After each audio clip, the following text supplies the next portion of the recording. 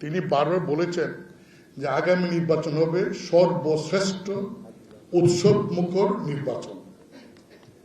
এটা আসলে এই কথাটার কি মর্ম আমি বুঝতে পারছি না, কারণ আমি ব্যক্তিগতভাবে বাংলাদেশের 12টি পার্লামেন্টের নির্বাচনে 9টা নির্বাচনে আমি অংশগ্রহণ করি, 6টায় পাস করি, আর বাকি 3টা আমি নেক টু নেক একদম 200, 500, 1000 ভোটের আমি ফিল করি।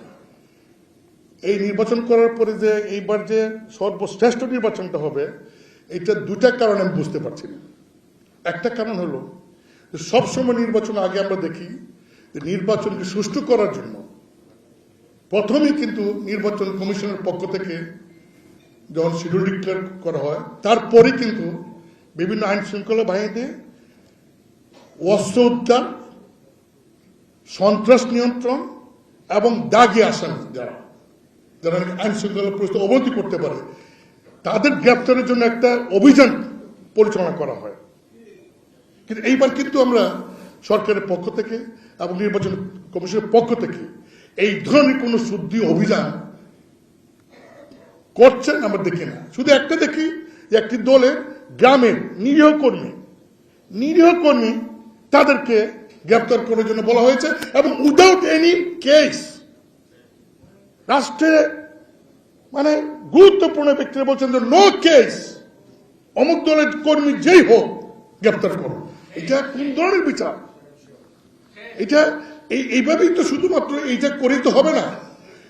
আরেকটা এইটা বুঝি না, আরেকটা জিনিস বুঝলাম না, সেটা হলো যে সরকার নির্দেশ দিয়েছেন যে যারা নির্বাচন করবেন তাদের নিরাপত্তার জন্য প্রয়োজনে এই মানে ইমিডিয়েট তাদেরকে অস্ত্রের লাইসেন্স দিবেন এবং তারা অস্ত্র কিনবেন।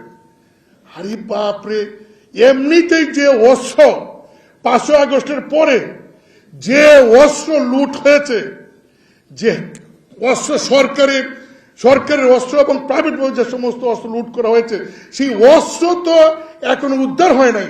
তার উপর যদি প্রার্থীরা অস্ত্র, আমরাও যদি সেই অস্ত্র নেই, তো এই অস্ত্র ওই অস্ত্র সাথে যুদ্ধ হয়ে যাবে, এটা কুরুক্ষেত্র হয়ে যাবে। তো কি ইলেকশন হবে কিনা?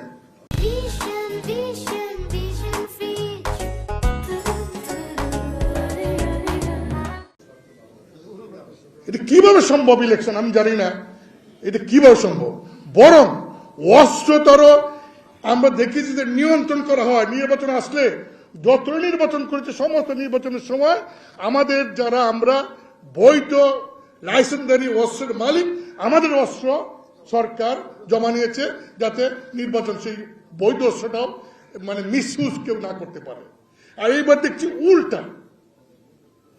আচ্ছা, নির্বাচন করব, আমার বিরুদ্ধে 11টা মামলা 5 আগস্টের পরে, আমাদের এনডিএমের চেয়ারম্যান তার বিরুদ্ধে 13টা মামলা, আমাদের মুখ্য এই স্পোক্সম্যান এবিএম রুল হালদার তার বিরুদ্ধে 12টা মামলা, তার বাড়ি ঘর লুট করছে, তার সম্পত্তি দখল করছে। তারপর আমাদের কুকার বিরুদ্ধে মামলা, আমাদের এরকম অনেকের বিরুদ্ধে মামলা, এই যে চিটঙ্গে আমাদের শেঠের বিরুদ্ধে 8টা মামলা। সবচেয়ে বড় বিষয় হলো যে এই মামলাগুলি নিয়ে মাননীয় আইন উপদেষ্টার সঙ্গে আমি সাক্ষাৎ করি। উনি, আমি ঢাকা বিশ্ববিদ্যালয় একই বিভাগের ছাত্র, আমার অনেক জুনিয়র। তিনি বললাম যে ভাই, এই যে মামলা, এই মামলাগুলি কি হবে? যেমন একটা মামলা 5 আগস্টের দিন বিকাল 3টায় উত্তরা পশ্চিম থানায়, সেইখানে আসামি করা হয়েছে আমাকে, এবং সেম দিন আরেক মামলা করা হয়েছে ব্যারিস্টার আনিসকে। 5 আগস্ট বিকাল 3টায় আমি, আমার এখানে ফোনে আছে, আসিফ নজরুল সাহেবকে মেসেজ দিলাম যে আসিফ নজরুল, এই যে 5 আগস্টের 3টায় অকারেন্স হয়েছে, যে মামলা আমি আসামি উত্তরা পশ্চিম থানা, ওই টাইমে আপনার সঙ্গে মানে আসিফ নজরুল সাহেবের সঙ্গে 12টা থেকে 4টা পর্যন্ত আর্মি হেড করা হয়। 4টের পরে আসিফ নজরুল সহ আর্মি চিফ সহ আমরা 4টের পরে চলে যাই বঙ্গভবন, রাত 10টা পর্যন্ত বঙ্গভবনে। তাহলে এই মামলা আসামিটা কিভাবে হলাম? তখন আসিফ নজরুল সাহেব বললেন, ভাই আমরা জানি আপনাদের মামলাগুলি ফলস, এই মামলাগুলি প্রত্যাহারের জন্য কি করা যায় আমরা করব।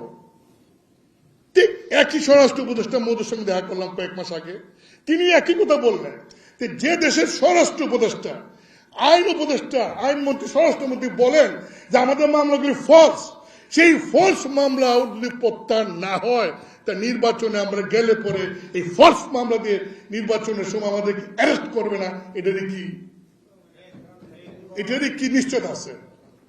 তাই আমি বলব, মানে প্রধান উপদেষ্টা যদি নির্বাচন সম্মুখ করতে চান, সত্যি যদি নির্বাচন করতে চান, দয়া করে আমরা যারা নির্বাচন পাগল মানুষ, আমাদের এই সমস্ত ফলস মামলাগুলি প্রত্যাহার করেন, আইন শৃঙ্খলা পরিস্থিতি কঠিনভাবে নিয়ন্ত্রণ করেন, অস্ত্র অবৈধ উদ্ধার করেন, নতুন অস্ত্র দেওয়া দরকার নেই, গানম্যান দেওয়া দরকার নেই, অস্ত্র উদ্ধার করেন এবং পরিবেশ করেন।